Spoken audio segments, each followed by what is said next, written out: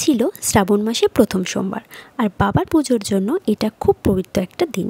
আমি ছোট্ট থেকেই না শিব পুজো করি, আর শ্রাবণ মাস তো বাবারই মাস, তাই আমি নিজের মতো করেই করে থাকি আমার এই আরাধনা।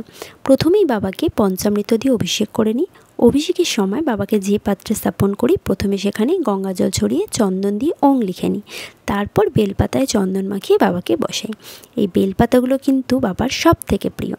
তারপর বাবাকে অভিষেক করার জন্য প্রথমে ভালো করে ঘি মাখিয়ে নিই, তারপর দই, মধু সমস্ত কিছু ভালো করে মাখিয়ে বাবার মাথায় দুধ ঢালি।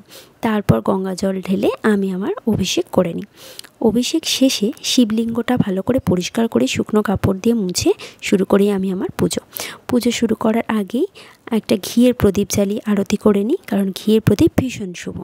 তারপর বাবাকে আকন্দ ফুলের মালা পরিয়ে ধুতরা ফুল দিয়ে 7টা বেলপাতা দিয়ে অখণ্ড আতপ চাল, সবুজ ডাল, সাদা তিল, দুব্ব সব কিছু দিয়ে বাবার কাছে অর্পণ করলাম। তারপর ধূপ জ্বালিয়ে পরিবেশন করে দিলাম বাবার কাছে। পরে না ওই ঘটির মধ্যে আমি একটু চন্দন, ফুল, গোলাপ জল, গঙ্গা জল, অঘরি সুগন্ধির জন্য আর কি এইসব কিছু তৈরি করে বাবার মাথায় ঢেলে দিলাম। শেষে কর্পূর ও ধূপ দিয়ে আরতি করে বাবার কাছে ফল, মিষ্টি, দই সব কিছু নিবেদন করলাম, করে আমি আমার পুজো শেষ করলাম।